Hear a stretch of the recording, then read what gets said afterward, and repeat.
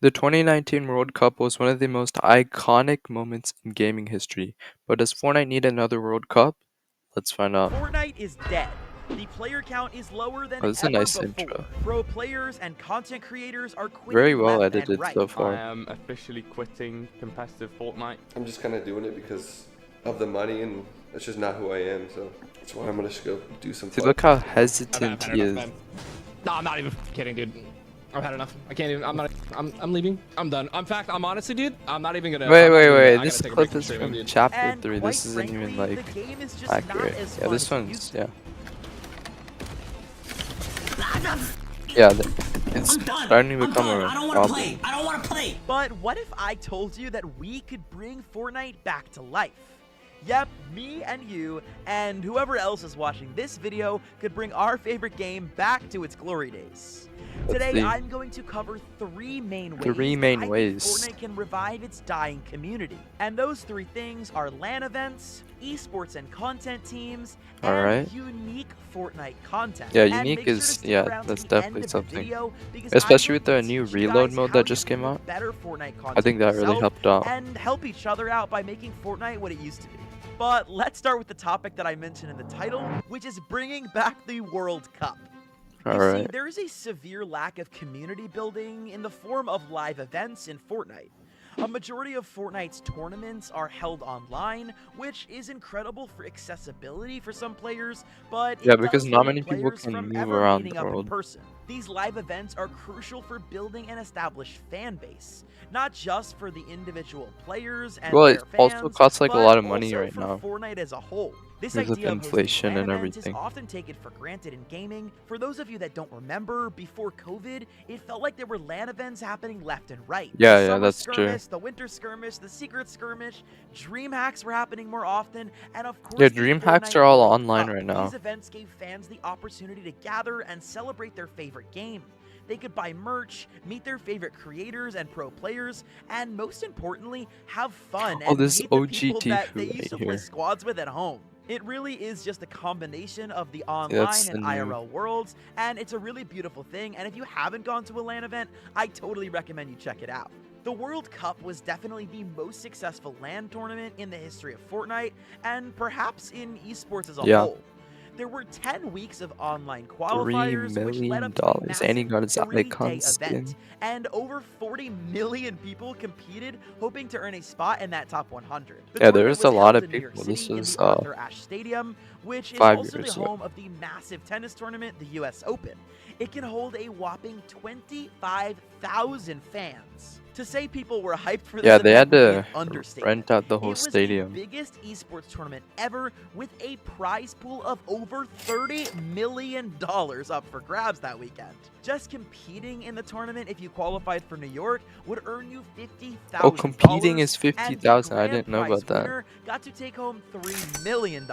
So as far as Fortnite events go, there's a reason why people love the World Cup so much. Unfortunately, however, after COVID, the entire gaming industry had to step away from live events for a while, which made sense, of course, due to the plague, but unfortunately, after the COVID ended, it didn't really ever come Yeah, back. because And of for a while, it looked a lot like of Fortnite was players gonna go kind of left. online forever. But luckily, Epic Games did listen to the fans and returned to in-person tournaments in 2022 Yeah, for for the FNCS. FNCS Invitational. But since then, there's only been one other event, and that was the FNCS Invitational in 2023. And although it was a LAN event, it wasn't really to the scale that the Yeah, it World was in Cup a was. smaller The stadium. first Invitational Well, that's because held not in many Raleigh, North people Carolina, qualified. could only fit just over 10,000 people, which It's is half. almost a third It's of a the audience third. that the New York World Cup had. All this being said, Fortnite is a very hard game to host live events for, so I do understand why they don't have them all the time. I mean, just imagine how big of a stage you need to hold 100 competitors at once, Yeah, that's not true to though. mention any judges or other officials that you need to keep Oh in yeah, tune you have to on hire top of that, you everyone do have to behind the provide scenes too. housing and travel costs to the competitors, and if they're under 18, you have to provide that for their parents as well. Oh, So that's right, because altogether, most it of is a the logistical communities, nightmare to hold these things. right? But overall, I really think that the reward reward outweighs the cost that these events hold. And I don't work at Epic Games, so I don't know the exact numbers of what it costs to hold one of these tournaments, but I can for sure say that they drive our community together. It creates an environment for people to create in-person and IRL content as well, which we're going to talk a lot more about later.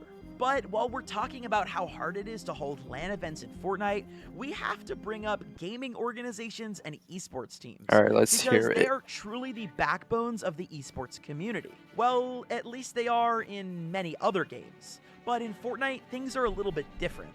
The presence of gaming organizations in Fortnite has been relatively controversial. There are plenty of orgs that are run badly, are manipulative, and in some cases just dangerous. Even some of the biggest orgs in the world have had major controversies. For those of you that don't remember, Tfue was a massive member of FaZe until they had a huge falling out, and Tfue said this about being part of the team. These kids are getting ripped off, they're getting taken advantage of. These contracts are not okay, and this needs to never happen again. And there's tons of people in contracts this bad, just like me. And I'm the first person to stand up and say, this is not right, this is not cool. Definitely a rough review from Turner there. But not all gaming organizations are evil. Some are actually very well run and very beneficial for players to join. But why would a player want to join an org? All the org would do is take their earnings, right? Well, not exactly. That's not really what an org does. Oftentimes what orgs do is provide a salary to help support a player in between tournaments and provide some stability during dry spells and that's only if there's LAN events. For example, if there's no LAN events, went there's an entire season without placing well in a tournament, he might not make that much money from the game. However, because he's part of a gaming organization, he has a monthly salary that he receives every month, which adds some more stability in his life, which is one of the main ways that gaming organizations help make esports a more realistic career for many people. Sometimes organizations and gaming teams because as long as you're active, it's sponsorships so they can earn a little bit of extra money and help make themselves a better living. When done right, joining an organization is incredibly beneficial for both the player and the organization. The only issue is that hiring Fortnite pros isn't exactly beneficial to orgs because they're going to other games. Clix explained this a little bit when he left NRG over a year ago, so I'll let him describe it. No longer in energy. The issue with Fortnite orgs is honestly like no orgs make money. I'm gonna be honest, no Fortnite orgs make money right now because Fortnite isn't really org friendly. So it's like it got to the point where it's like energy's paying me like my salary was a ton, and it's like they can't afford it. You know what I'm saying? Like if Fortnite's getting any sponsors, they can't afford to keep me. Energy's decision was 100% right. You know what I'm saying? Like they can't, bro. They were just paying me a salary out of their pocket. They were just losing. Now my salary was the highest in the Fortnite by far. You know what I'm saying? So it's like they were just losing money. What they did was smart 100% because they're not making any money off of me, off of the sponsors. On top of that, because they have to make money off of sponsors as well for to keep them in the org. They prohibit gaming orgs from having sponsored brands on their jerseys during competitive play. Therefore, if the org has any sponsors like G Fuel or DoorDash, those are pretty common. Like I've seen everyone they're not able to actually have their players put their sponsorships on the jerseys at LAN, which makes companies much less likely to invest in esports teams. And because if there's no LAN, then there's no sponsor. No one will see the sponsor unless it's online. And because of this, no one will see the jersey either way. Their Fortnite teams entirely, like NRG. If Fortnite decided to be a little bit more supportive of gaming orgs, perhaps we could see them returning to the scene as well. And one of the orgs that is taking over the scene currently is called Agent Gaming.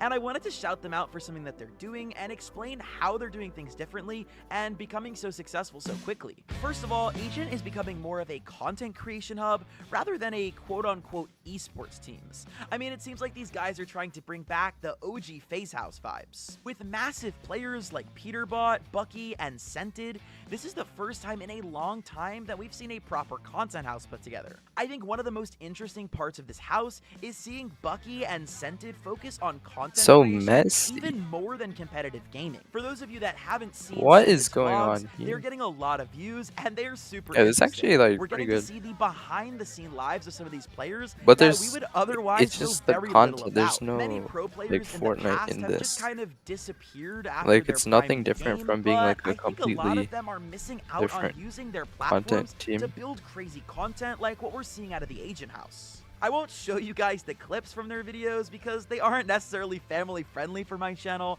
but if you're old enough and don't mind a little bit of cussing, these guys have made some seriously that's hilarious true. content that you've got to check out. And that brings me to my next point in this video, which is creative and different content creation. Before I continue, I am not trying to be rude Alright. at all to any creators, and I'm not going to mention anybody by name in this segment. But I think we can all agree Fortnite content has gotten a little bit repetitive. Alright. You see all 8 of these thumbnails? I mean, every No single one way. of these is from a There's different no way, creator, bro. meaning that everyone is just doing They the just put a exact same different rank thing, and they trying just to get post it. views off of other people's ideas, and that is going to be the Every downfall season of not too. only Has it Fortnite been? content, How long but has it been also since content ranked? in general. Here's a great example of a channel that tried to be He said it's slick not by gonna call basically anyone just out. copying one of my videos. Check out this intro on his video, and then the intro on my video. This is Peterbot, and at just 16 years old, he is the best Fortnite player in the entire world. This young prodigy is talented, cocky, I'm the best. Oh my god. and Yeah, just I plain mean, I've toxic. seen like a couple videos just like this. Oh my god. Sit your ass down. However, he wasn't always like this. Today, I'm going to talk about Peterbot's journey to the top of competitive Fortnite, and more importantly, what might just be his downfall. This is Peter. No Bot. way. At just 16 years old, he is one of the best Fortnite players to ever exist. This young legend is just straight up talented. He's using the same script. He didn't even try changing it and up. pretty toxic. It's the exact same. Oh my god. Someone Calling ambulance. ambulance. Today, I'm gonna be talking about Peter Bot's just use journey to the different top clips. of competitive Fortnite. Yep, super creative, buddy. I'm gonna have my editor Why is it blur the even name, showing and it please if don't he's comment on gonna other people's videos or say anything blur it? negative to them. I'm just using this as one example of how people will basically copy other people's content, and at the end of the day, you're gonna end up getting less views for it. I mean, here's the views on the original video that I created, and the views on Wait, his wait, version of he the has video. more If you don't make subscribers and original, still. unique content, people are That's not going to kinda watch what you crazy make. though. Anyways, pretty much every other video in Fortnite is just, Yeah, just becoming highlights. competitive highlights Like right or now, Unreal even what I'm doing, speedruns. like And don't we're get just me wrong, reacting. at first those were fun and all, but We're just I waiting don't for a think new we're season to leaving much drop. room for growth in the community if we continue to just post these same things over and over and over again. People's views are becoming stagnant or dropping I don't very know about that fast. one. I We need to kinda come up with like. more I think creative we've Fortnite doubled content or to capture tripled. the hearts of brand new Fortnite players around the world and of brands that want to invest their money Yeah, because into this sponsors. esport. And listen, I know I make documentaries. Let's be real, that's not an entirely new idea either, so I'm not saying this from the perspective of being above anybody else. I have, however, tried while making these Yeah, videos yeah, to that's be true, as though. unique and different as possible, and to make content that I'm proud of. Not just videos I can throw up to get views or make a couple dollars. And this is where you guys come in. I truly want to inspire you guys Right, to come go on, out and guys. start making some Alright, we're content. gonna be ending it right here. Make sure you guys go check out Timmy FNBR. He's at 94,000. He's about to get his silver plaque, so make sure you guys go check that out. As always, make sure you guys like and subscribe, and I'll catch you guys in the next one. Peace out.